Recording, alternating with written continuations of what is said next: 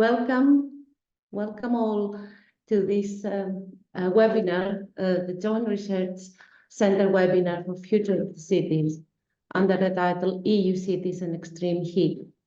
We're very excited to have you all here. There's a big attendance in the audience.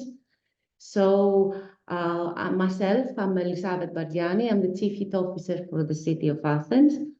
And today's webinar is the first of the three focusing on the Future of Cities report.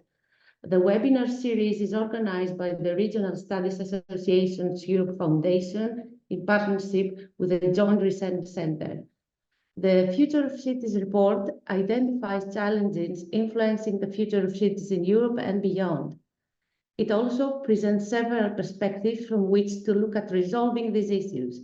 It's an initiative of the Joint Research Center, the Science and Knowledge Service of the European Commission, supported by the Commission's Directorate-General for Regional and Urban Policies, the DG region. We're very honored to have with us distinguished speaker regarding the heat field. It's Santamouris and Silvia Iodice, and I would like to introduce you, Dijkstra. Let you know a few words about Luis. Luis works for the European Commission, where he's the head of the economic analysis sector in the DG responsible for EU policy on regions and cities. And his work covers areas such as measuring transport performance, the geography view, discontent, quality of government, gender equality, and competitiveness at the regional and urban levels. Is that correct, Luis? Please. Thank you, Ellissavet. It's my pleasure to introduce this webinar. Indeed, I think the timing couldn't be more perfect. We're about to head into summer. Temperatures are warming up, and we need to think about how we make cities more fit for hotter summers. Last year was the hottest year on record, so I think this comes very well. Also want to highlight this is a first in a series of 3 webinars. We'll also have a webinar on homelessness and also on cities ready for emergencies later this month and next month. So do check out the website for more events there. Let me say a few words about the Joint Research Center and what we do. We are the Science for Policy service inside the European Commission. I feel like we're a little bit unknown, despite the fact that we have 3,000 people working for the Joint Research Center, but we really try and provide evidence and analysis to really help improve our policies and steer the policies that the EU puts together. This particular team that I'm leading works on territorial and urban analysis, and here this is a nice example of urban analysis that we do to try and understand the diversity among cities in Europe and the common challenges they face. So didn't want to take too much time, but I'm very excited to have everybody here, and let's listen to the scientists and the analysis coming through. Thank you very much. Back to you, Ellissavet. Oh, thank you. All right, thank you very, very much. I would like to have on the floor Silvia Iodice. So Silvia is an architect with a PhD in evaluation to support spatial decision-making in urban planning, and she's currently an urban analyst and researcher at the European Commission, working at the Territorial Development Unit on the Joint Research Center. Here in this webinar, she focuses especially on the environmental dimension of territorial and urban phenomena. So thank you very much, Ellissavet. I let Alex share the screen with my presentation. Perfect. So I am now going to present the main content of the policy brief. So the policy brief outlines ways to tackle extreme heat in cities, proposing strategic recommendation, analytical approaches, and possible best practices that could inspire possible replication activities. We speak about, first of all, heat waves, but also about the local manifestation of this phenomenon, which are some of the most severe consequences of climate change. Indeed, because of extreme weather and climate-related events, around €500 billion over the past 40 years have been accounted, together with between 85,000 and 445,000 human fatalities, and 85% of these fatalities is due to heat waves. So this is to give you, first of all, some information about the entity of this phenomenon.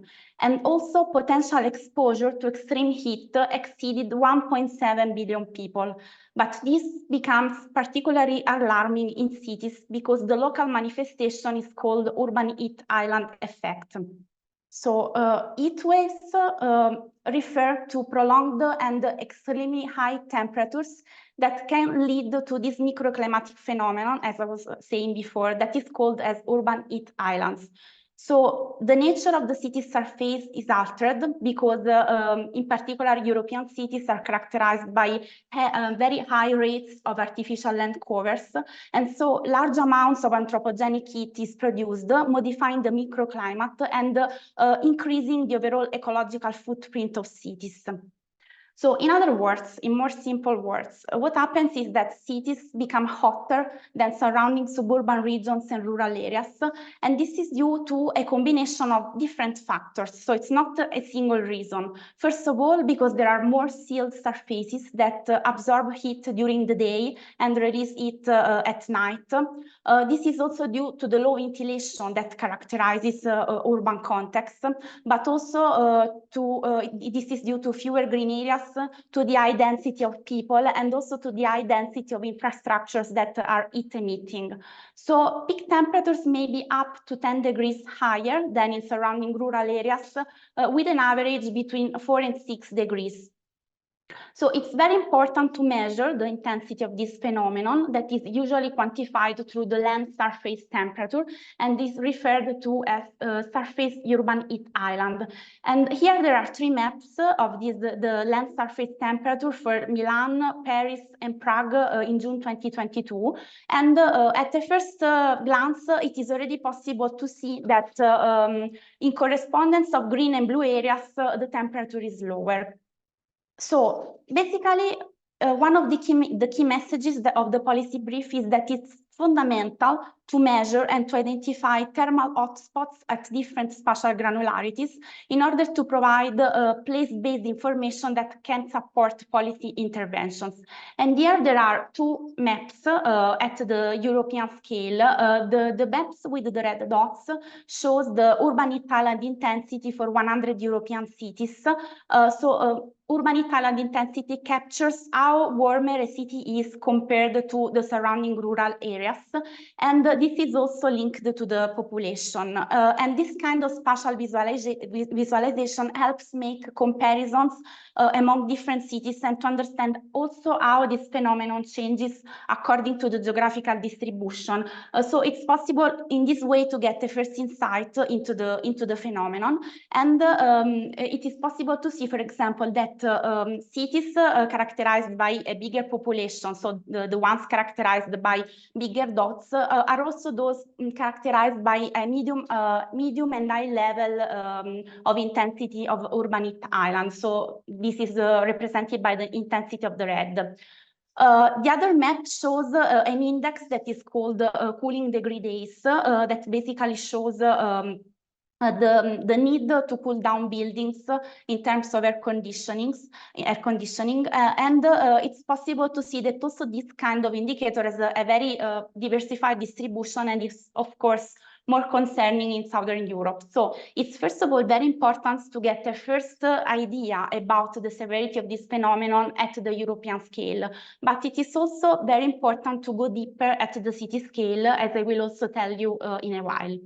Okay, so cities are characterized by different features. So every city is unique. This is due to a combination of climate, geography, morphology, and structure. But there are also some common patterns that emerge. For example, a study on 14 megacities shows that urban hotspots, so hotter areas, tend to concentrate in industrial areas and also areas characterized by unregulated urbanization. And also cooler conditions correspond to green zones, water bodies, and to a drier climate with desert areas. So it's also possible to try to get some rules that could help also identify these common patterns. So the policy brief presents some strategic recommendations that can be considered to deal with heat extremes. One of the key messages is that we really don't need to reinvent the wheel, because there are already lots of data, lots of monitoring and modeling systems of the urban thermal environment, also thanks to remote sensing information. So it's very important now to put into practice all this knowledge. Another key message is the importance of the spatial dimension.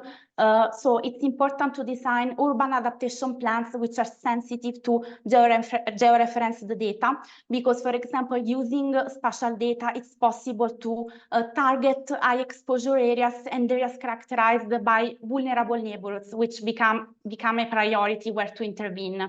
Ensuring also a balanced combination between buildings, green spaces, and also the surrounding pavement, because these are the three elements mostly able to affect the local microclimate. Looking at different spatial scales, so performing this zoom out toward the European perspective, but also a zoom in using more granular data to really see what happens in cities.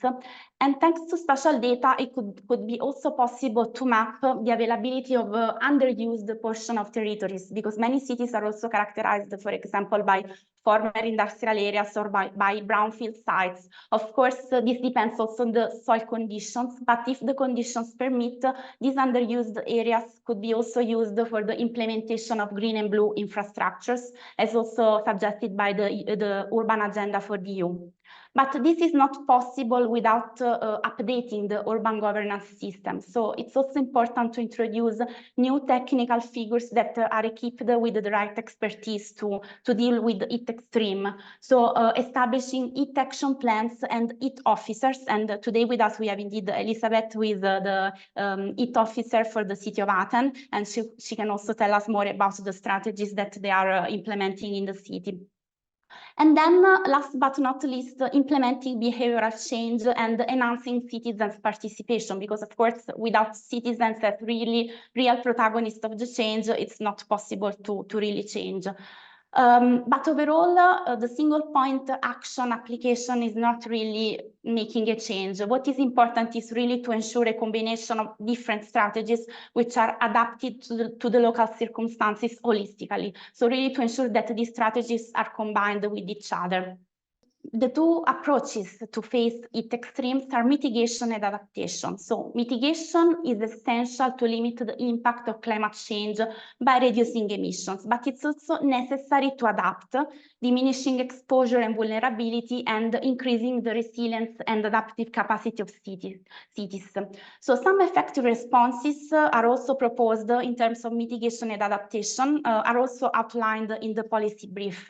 First of all, the green component that is very important in different forms. So in terms of green infrastructures, but also trees and other vegetative surfaces. But this should be facilitated by the right policies. So it would be very important to implement policies that enhance the use, for example, of green walls and green roofs. Another important component is water. So water features and flowing water, but also potable water points could really help to cool down the local temperatures. And next to that, the built environment. So also Professor Santamouris will tell how it is important to intervene on the built environment with retrofitting and renovation of buildings. Finally, also public health measures and timely healthcare to guide the population are really fundamental. So the policy brief also presents some best practices that could inspire possible replication initiatives. One example is the Climate Shelters project in Barcelona, that is the development of a network of cooling centers, transforming pilot schools through the implementation of green, blue, and gray infrastructures. So through the implementation of water points, green solutions, and gray solutions. So basically, the schools are open to the wide public, so they become shelters for the population during heat waves episodes. And in particular, one public school per district has been selected in the city, also using as a guide the Barcelona spatial vulnerability map to heat waves. So again, the spatial dimension and the use of map is really fundamental to guide also the decision-making process. And 75 schools have been transformed so far, and there is the plan to transform all schools by 2030. Then in the next slide, there is another example of a best practice. So great. So this is another project that is called Project about greening Torino and replication of nature-based solutions.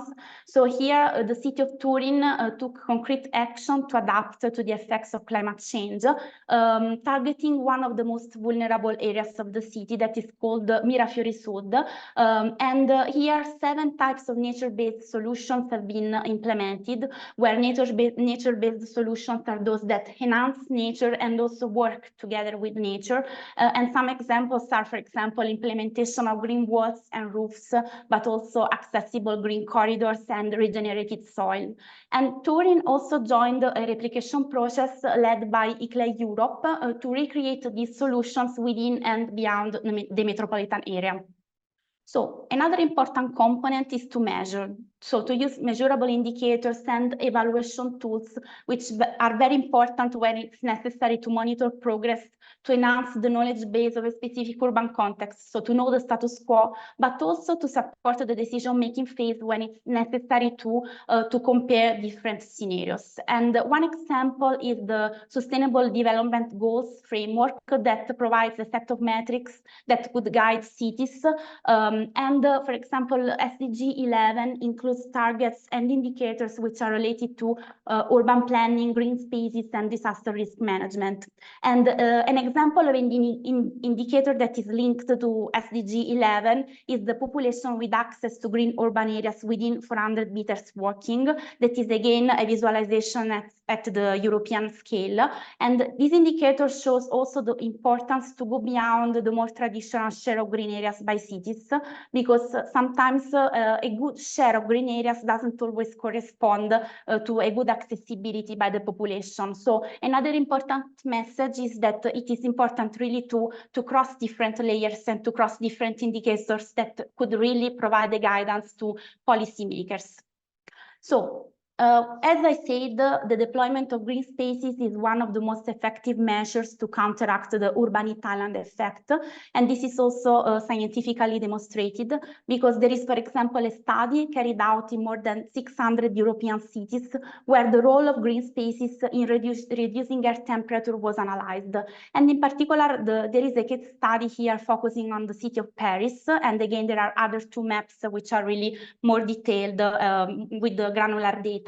And one map is the one showing the land cover classes, while the other one shows the cooling effect. So if we compare the 2 maps, we can observe that areas where the cooling effect is more pronounced are also those where large parks are situated. And in particular, according to the results of this study, urban trees are able to reduce air temperature by 0.8 degrees on average, with peaks up to 7 degrees.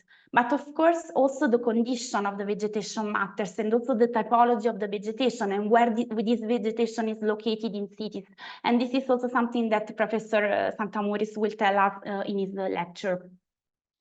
So as I was saying before, it's important to use spatial indicators, and it's important to communicate to policymakers using maps, because maps are very easy communication tools. And it's important also to overlap different layers in one single map at different granularities, because granular visualizations could uncover hidden dynamics, crossing layers that, if remain isolated, doesn't offer guidance to policymakers.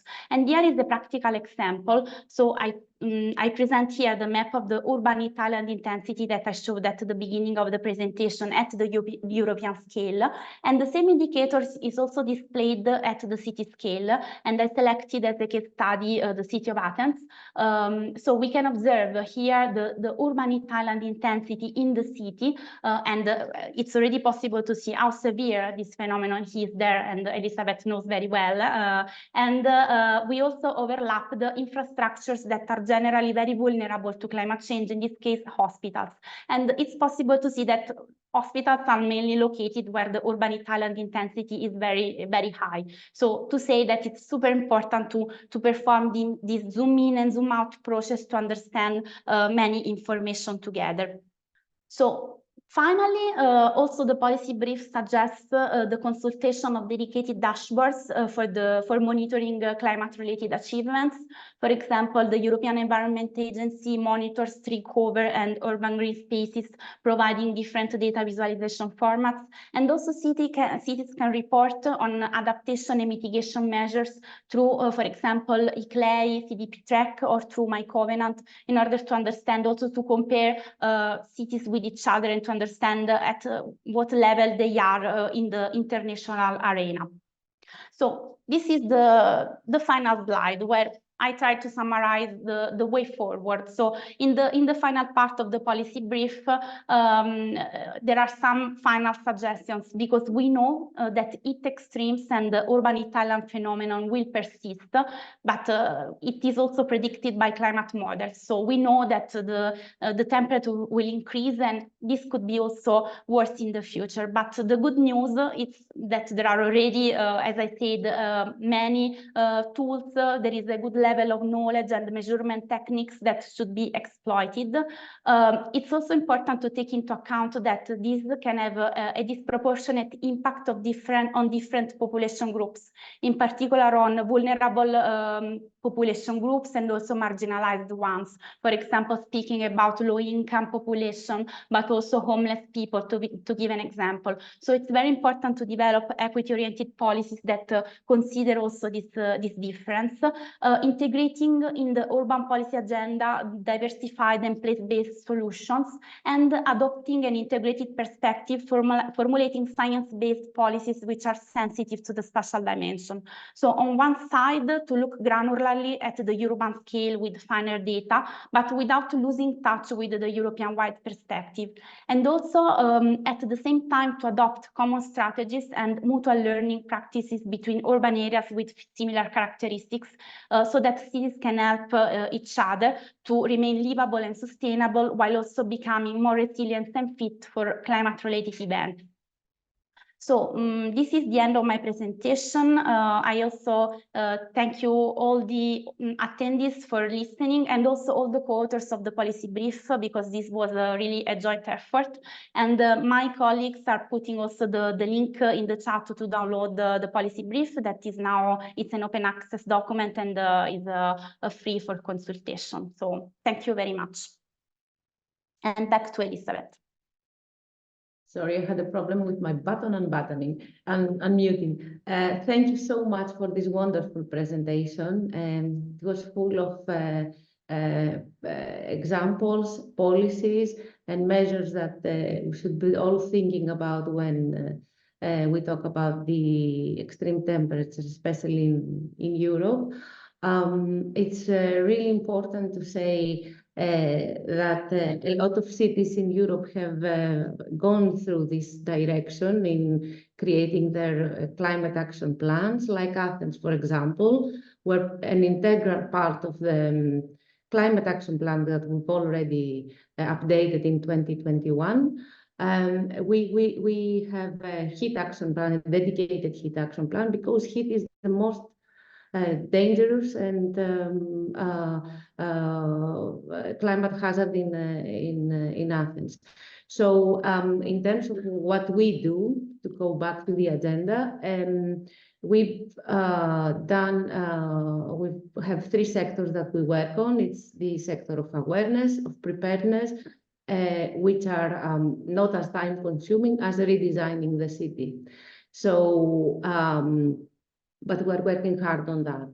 The climate action goals for the city of Athens, there are two main adaptation goals that have to do a lot with heat and health, basically. So it's increasing to 30% the green spaces and permeable spaces of the city of Athens, and also giving access to 70% of the population. You've got this in your diagram. We're not very close, but there are a few things that need to be sorted out in order to have direct access in a 15-minute walk from home, in a walking distance, to spaces with ecosystemic services.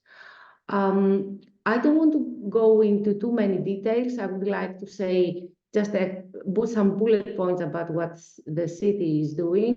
We know we do have cool centers when extreme temperatures come. We have employed our health and social services to protect the vulnerable populations of the city, homeless, old people. You know, these are some targeted groups that need more attention for when the heat season comes. And we also, in a short term, let's say, we have agreed to plant more trees in the city of Athens. By 2025, we will have planted 25,000 trees, starting from January, where we already have more than 1,800 trees planted, aiming for 5,000 by the end of the year. So I don't want to spend a lot of time on this. I'd like to give the floor to present a small promo video that we've done through a European program regarding climate adaptation, which is called Reach Out. And we've created the climate story for the city of Athens, which is based on heat. It's done on the framework of this European project, Reach Out. We've been the first city to do that, and then Milan did the same. So I think it's a good tool for making awareness to people, and soon it will be published and you can scroll it through your browsers.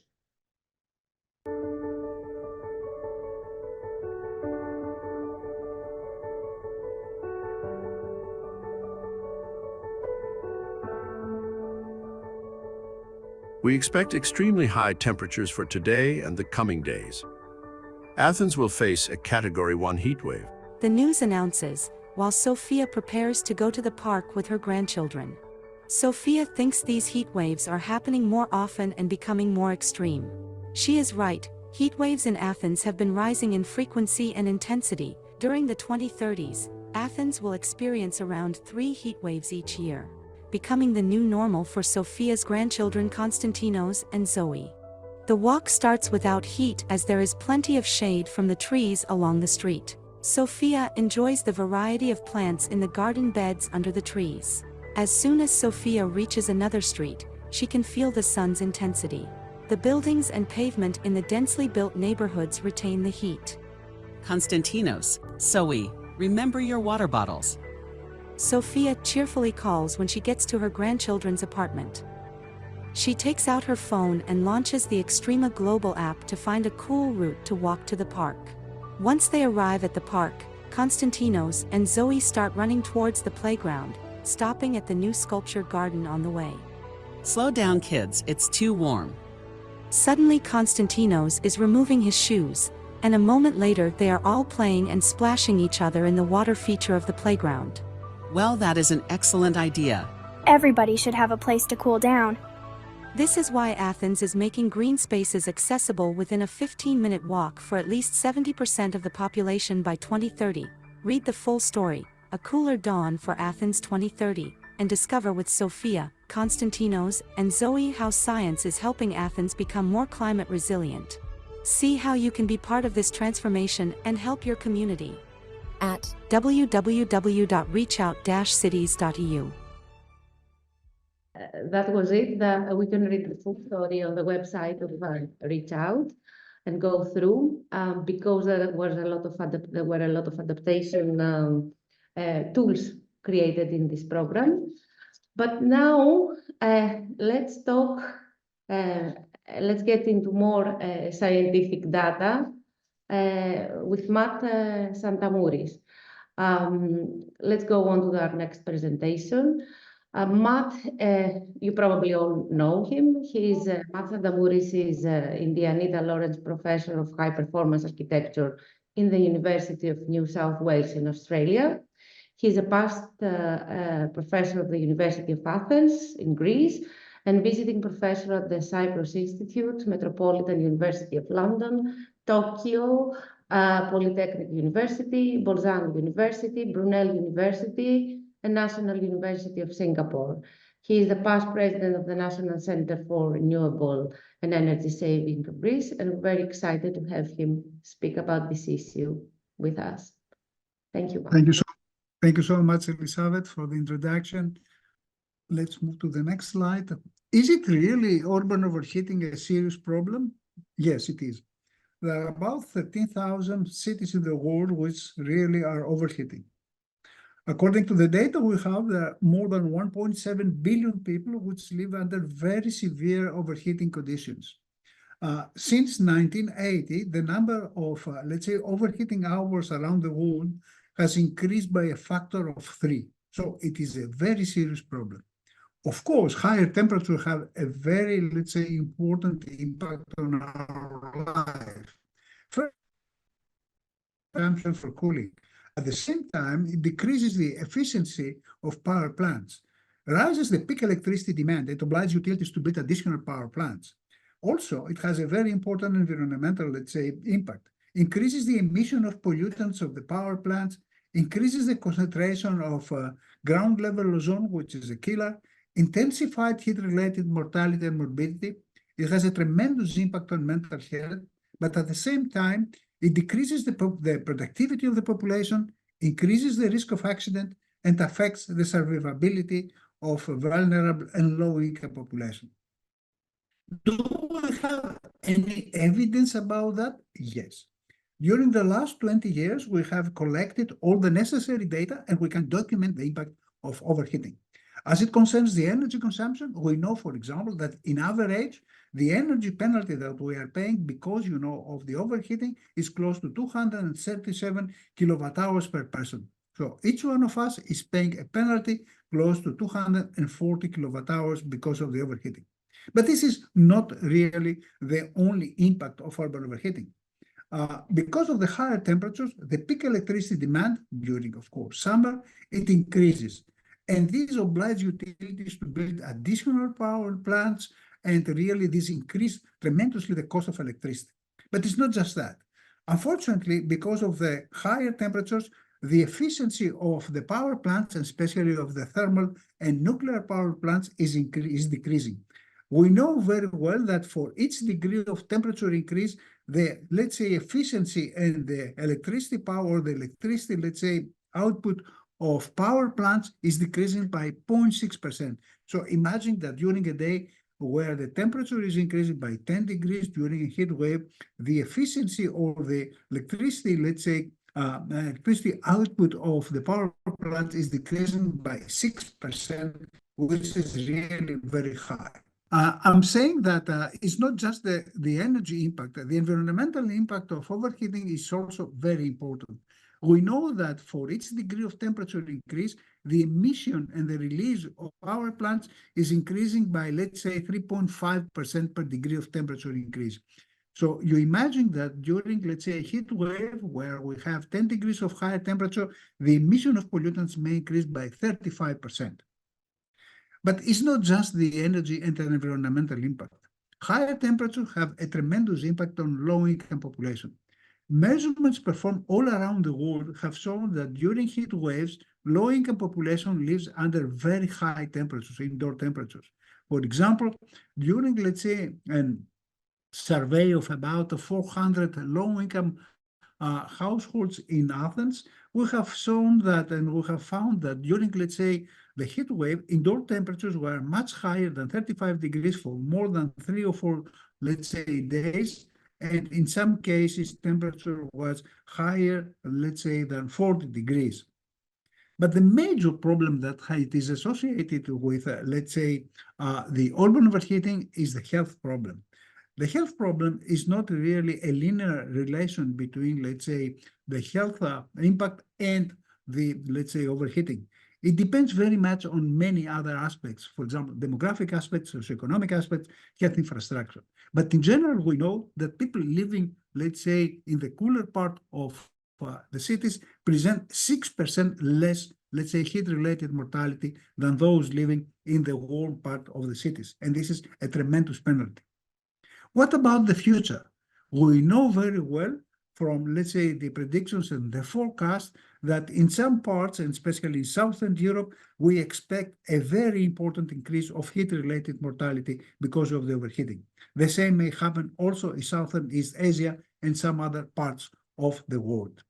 But it's not just the energy, environmental, and at the same time, health impact.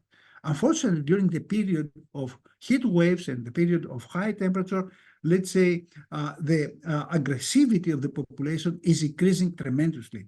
And also, we have a serious problem regarding, let's say, mental health. It is well documented that mental health problems increase tremendously during, let's say, the war period and during the hot period. You see, for example, the results from all over the world that shows how much really mood disorders and schizophrenia and many other psychotic, let's say, conditions increase as a function of temperature. And unfortunately, it's not just that. We know from, let's say, many countries, and these are the results from United States and Mexico, that during the period of higher temperatures, the, let's say, rate of suicide is really increasing tremendously. For example, we know that in United States, for this degree of temperature increase, the suicide rate increases by 0.7%, and in Mexico by 2.1%. This is really a tremendous impact. But unfortunately, urban overheating has a very important impact on human productivity. Results from recent studies involving millions of people has shown that walking above 30 degrees, the human productivity may decrease by, let's say, 60%. Recently, during the heat wave in India, where temperature in Delhi will be, let's say, was about, let's say, 50 degrees for 3 or 4 days, the human productivity, according to the official announcement of the Indian government, has decreased by 95%. We understand what does it mean for a country to have a reduction of the productivity by 95%. This is the actual, let's say, impact, and I try really to concentrate the whole impact, you know, in some slides. What's about the future? All forecast shows that during the next period, by 2050, we may have an important increase of the ambient temperature during the night period. We may expect an increase of the ambient temperature during the night period between 3 to 5 degrees. And also we expect an increase of the daytime temperature between 2 to 3 degrees. So we have really to understand that the future of our cities will be much, much warmer. And this has a tremendous impact, especially for the, let's say, third world countries and the developing countries. More, let's say, that 2 or 2.5 billion people in India, Nigeria, Indonesia, Philippines, in most of the developing countries, will live under very severe, let's say, overheating conditions. And temperatures in this area will be extremely high, more than 30 or 35 degrees. And this is something that we see during the last year between, let's say, April 2023 up to our days in East Asia, where temperatures really have increased tremendously, and the frequency of heat waves in 1 year has increased by a factor of 30, not 30%, a factor of 30. And unfortunately, this affects very much low-income population. According to the studies, the days above 35 degrees for low-income areas in cities will be 83, while for high-income parts of the cities will be just 16. So you understand that the first victim of low-income population, of let's say, urban overheating is the low-income population. What about, let's say, the future of our cities and the future of our building sector? Actually, we have a shortfall of about 330 million homes in the world. And we expect that by 2030, we will beat another China. And just to understand the rate of construction, we built almost a Paris per week. So with such a tremendous, let's say, construction rate, we may have in the future important, let's say, energy, social, environmental problems. The major problem we may face, it has to do with the tremendous increase of cooling demand. We expect that as a function, of course, of the development rate by 2050, the overall, let's say, energy consumption for cooling may increase between 300% up to 2,000%. You have to understand that just one, let's say, Indian city, Mumbai, may present higher energy consumption for cooling than the whole United States. But of course, we may have an increase of the energy consumption for cooling, but this is not equally distributed. unfortunately, as it is shown by many studies, the cooling, capacity and the cooling availability is, let's say, something that happens for the high-income population. In these slides, you see the penetration of, let's say, air conditioning in 4 countries, Brazil, Mexico, India, and Indonesia. And the different bars present the penetration of air conditioning in the different income groups. You can see that the lower income groups, they don't have access to air conditioning because of the higher price and because of many other, let's say, reasons. These are the bad news. Do we have good news? Yes, we have. During the very last years, there's a tremendous, let's say, research that has been carried out to develop mitigation technologies. I don't have the time to go through everything, but I like really to concentrate on the development of, let's say, materials for cities and buildings. And this is, in my opinion, the more promising, let's say, development that has happened during the very last years. The development of the so-called photonic materials for cities, which are materials that present a very high reflectance, but at the same time present an emissivity which is really very high in the so-called atmospheric window, means that these materials may, let's say, reflect solar radiation, but at the same time, they may emit all, let's say, energy they have, all the heat they have in the space directly. So we can send the excess heat to the space. Is this possible? Yes. All these materials that have been developed, I like to show you, for example, the testing we have in my lab in the Australian desert, these materials present almost, let's say, 5 to 10 degrees subambient temperature under the sun, during the summer. So you understand that the ambient temperature may be 35 degrees and the surface temperature of these materials may be 25 without the use of any energy, which means that these materials present a natural, let's say, air conditioning. These materials can be, let's say, very reflecting, but at the same time can be at any color, less reflection by using fluorescent technologies. And these materials that have been developed, and I'll show you, for example, some pictures from the testing, present exactly, let's say, the same temperature like the photonic reflecting materials. So you can imagine that you can have a subambient, let's say, material at any color in your roof or on your wall. But the most important thing is that these materials present almost 5 degrees lower surface temperature than the conventional white materials. So you can have, let's say, a red material on your wall or on, let's say, on your pavement that present almost 4 to 5 degrees lower surface temperature than, let's say, conventional white materials. During the last years, we have succeeded to decrease tremendously, let's say, the surface temperature of the materials. You see that 20 years ago, this was really the range of the surface temperature of these materials. Now we are somewhere here. So we have a tremendous potential, really, to decrease the temperature of cities. You will ask me, do we have real applications? I will show you a recent application we have in the city of Riyadh in Saudi Arabia, where we have undertaken the whole study. Riyadh is a very warm city, above 50 degrees, let's say, during the summer. We have studied and now we implement all these new technologies downtown the city. And we have found that it is possible, really, to decrease the peak temperature of the city up to 4.55 degrees. This is something very important, and this shows the potential of mitigation technologies.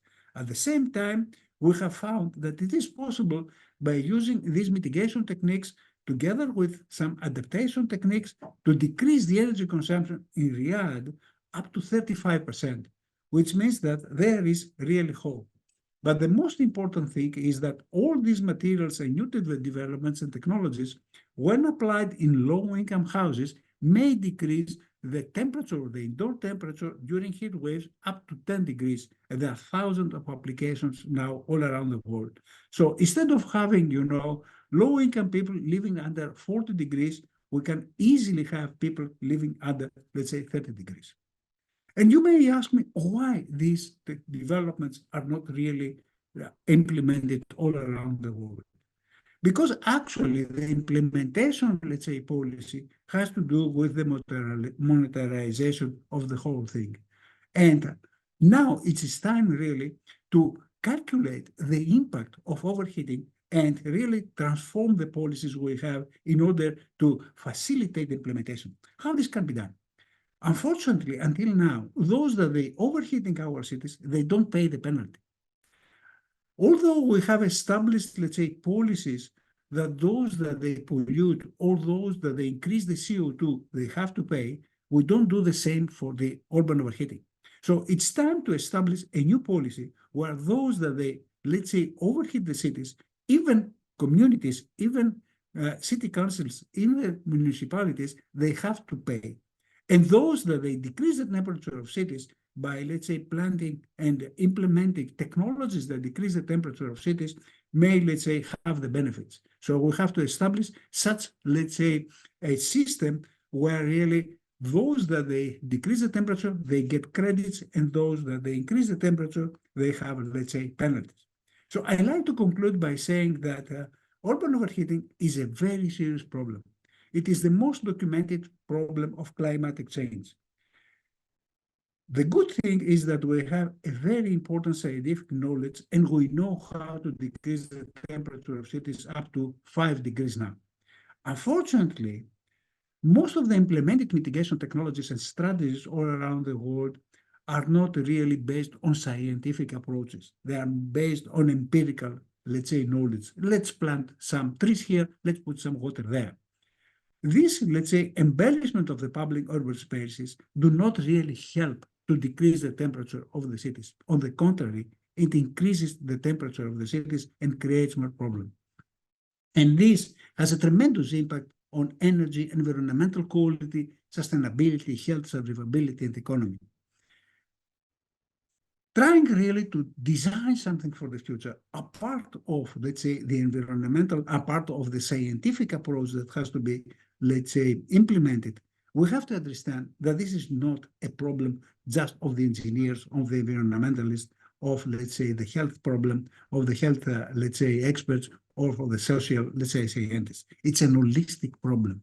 So every mitigation, let's say, plan for the future should be holistic and should involve all these, let's say, disciplines in order to work together. So the conclusion is really very important and simple. We have the knowledge to decrease the temperature of the cities, but this has to be done in an holistic way and in a scientific way. Thank you very much. Thank you very much, Matt. That was a very interesting and inspiring presentation. There were a lot of issues tackled in your presentation, data, what's happening today, has happened in the past, but also what the problems are, what the implications and consequences are. And, you provided solutions for cities. So I was really triggered by what you said about what policies cities should be doing. How would the city like Athens, like Milan, like Paris would holistically see this issue of overheating? I will come back to this question when have a think about it, because I'd like to ask our the people who attend the webinar to type in their questions in the Q&A box for both of our speakers, for Silvia Iodice and Matteo Santamouris. So Natalie Bergamen, she asks that she's wondering about the adaptation of the reproductive and productive sector, that is domestic homes and specific productive sectors, such as the building sector, where the labor is not mobile, cannot be moved to cooler spaces, but has to take space outside or in overheated indoor spaces like kitchen. What is done in that area? It seems like you were referring to an issue of productivity loss. You mentioned 95% productivity loss in India, in Mumbai, I think. Yes. So what Natalie says is, how could we protect people who work outside who are not protected? You know, what's the deal there? What do we do? This is a major issue, especially for the, let's say, the developing countries, especially for Southeast Asia. There are a lot of studies showing really that by, let's say, 2050, the overall productivity in this area may decrease, up to 15–20% in general. And this may create, a problem of GDP loss in India by, let's say, 6%. You understand? What does it mean for such a country, 6% of GDP loss? How to protect population, it's not an easy problem. If we can, let's say, decrease the temperature of cities, if we can, let's say, provide protected areas to walk, if we really, we can, let's say, provide the proper support for these people, we may help. But in reality, this is very difficult. If you know India, if you know these places with millions of people working outside under non-protected conditions, under, let's say, conditions which really are not so favorable for work, let's say the task to protect people is really huge. It's out of discussion. So there is a major issue for these countries, and the implementation of mitigation technologies there is a major issue. How this can be done, and which is the potential, and the overall policy, that's another issue. But I fully agree that the impact, of the loss of productivity in the outdoor spaces in the third world is a very, very important issue. Okay, thank you, Matt. So again, a question for you, Matt. Can you tell us something more on the material you're testing? How does it insert in the circular economy concept? Which would it be which would be the reuse potential at a later stage? And I would like to combine it with another question that has to do with materials, about the North European homes that have to deal with very cold winters. So they have ultra-sufficient homes, and but they are experiencing hot summers. Have you tested materials that retain heat in winter and cool summer? This is a very interesting question, really. Unfortunately, super cool materials may, let's say, have an overcooling impact during, let's say, the winter period. So we work now, and in order really to have a modulation of the optical properties of these materials, and this is something that we have already implemented in Calcutta in India. So imagine that you have, a material on the roof of your building that during the summer present a very high reflectance and a very high emissivity, so it provides cooling. And during the winter period, without doing anything, this happens automatically. The reflectivity is decreasing, and also the emissivity is decreasing, providing heating. According to the results we have from Calcutta, these materials, may decrease the temperature during summer up to 4 degrees and increase the temperature during winter up to 2 degrees. This is really something that will be in the market in the next year, I think. About the first part of, let's say, the question, if these materials really follow the, let's say, circular economy, yes, it follows circular economy, but this depends very much, on the developer and the industrial, let's say, group that the industrial brand that commercializes this. These materials may have, let's say, the form of a paint, or maybe a plastic, maybe, let's say, a metal sheet, maybe whatever you want. Or even now, you can imagine, for example, that in Australia, actually, we're trying really to, let's say, cover playgrounds for kids, because we have a serious problem of UV radiation, and really we don't like to have problems. We have developed, let's say, some tissue, some clothes, that we cover the playgrounds, and these materials are photonic materials, so they are natural conditioners. So imagine that you have this tissue, that presents 10 degrees lower temperature than the ambient one, so it cools down without spending any energy, people. Okay, thank you very much. I think we're running out of time. We have 3 minutes until 1 o'clock. And if all speakers and audience are happy to extend, because there's a huge interest in questions for our speakers, Next question is for Silvia. What is the most important suggestion, Silvia, that you can give to urban authorities? There are many suggestions, but maybe the most important is to rely on science, to rely on technology, and to rely also on multidisciplinarity.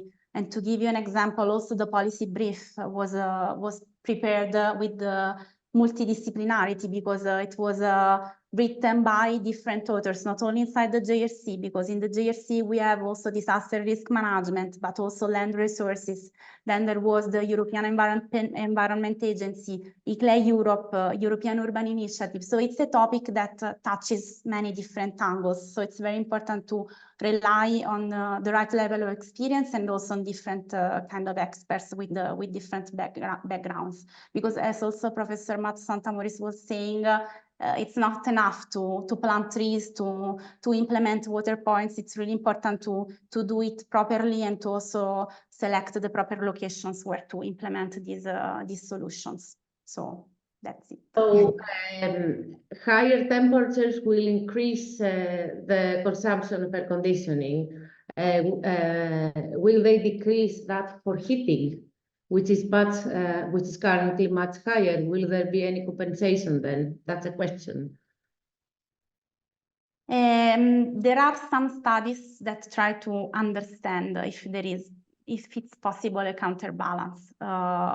It depends very much on the local context, because, for example, also the cooling degree days map that is presented in the policy brief shows, for example, that of course the need for cooling is higher in Southern Europe. So this may change a lot according to the geographical location. Maybe Matt can also say something on this. Yeah, for example, for Athens, the cooling penalty is 10 times higher than the heating benefit. And this happens in most, Southern European climates, so there is no real compensation. Unfortunately, the urban overheating is increasing, let's say, a lot of the temperature during the summer, but is not decreasing the temperature during, let's say, the winter period. Another important issue here is that because of the urban overheating is increasing tremendously the temperature during the night period. This is a serious problem, and it really transfers the peak electricity demand during the night. During the night, and especially during heat waves, we don't have wind energy. During heat waves, you don't have wind, and we don't have photovoltaics during the night. So this obliges utilities really to have in parallel, let's say, the conventional energy electricity production system and the renewable system. And this increases tremendously the cost of electricity. So this is a real need, for storage. But this means that we have to adapt to a completely new situation, something that we never seen before. And now more and more we understand it, especially in Southern Europe, but not only in Southern Europe, all around the world. New conditions, as it concerns the operation of the cities, new conditions as it concerns, the power plants and the utilities and, the way that we manage all these kind of things. So there's a lot of work to do.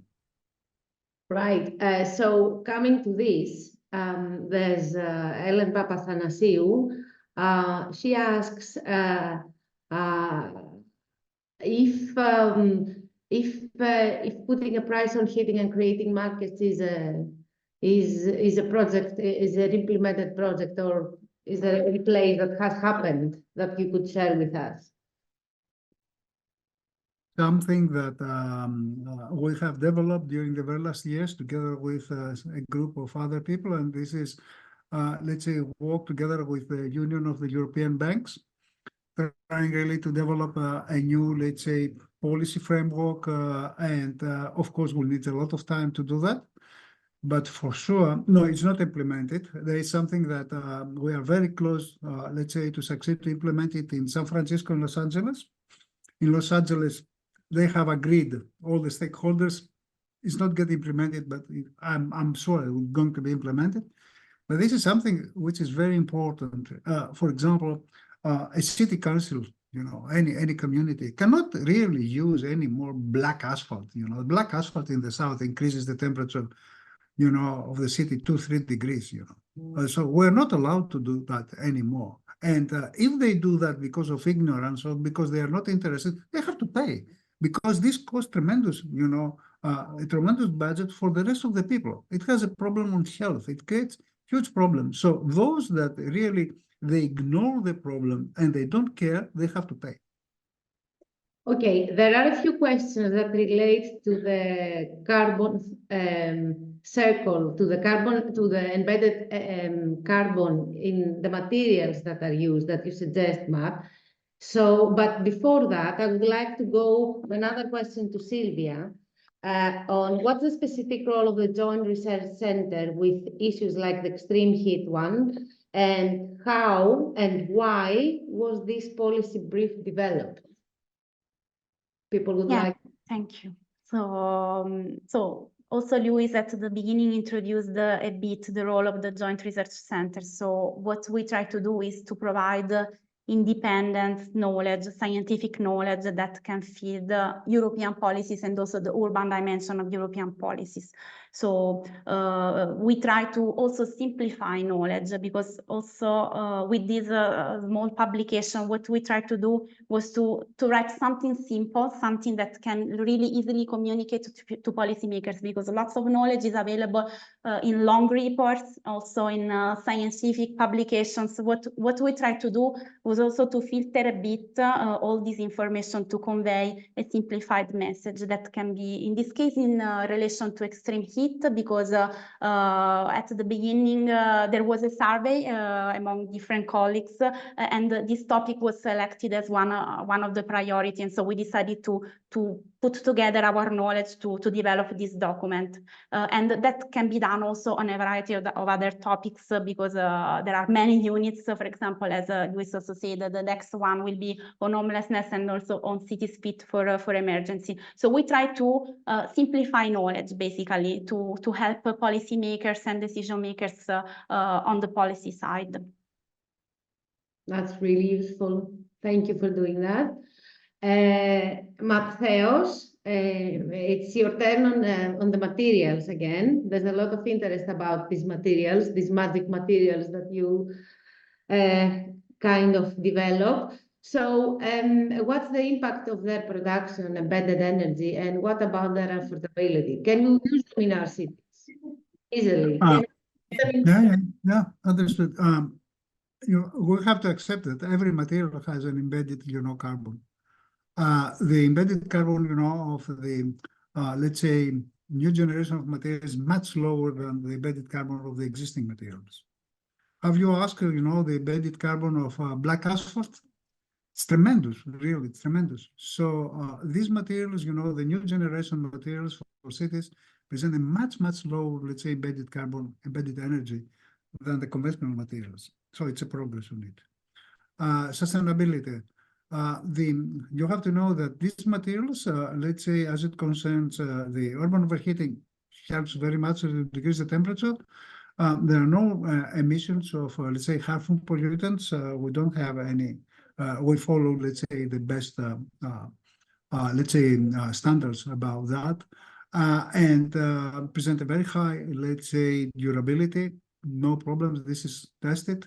I don't see any problem related to sustainability on these materials. On the contrary.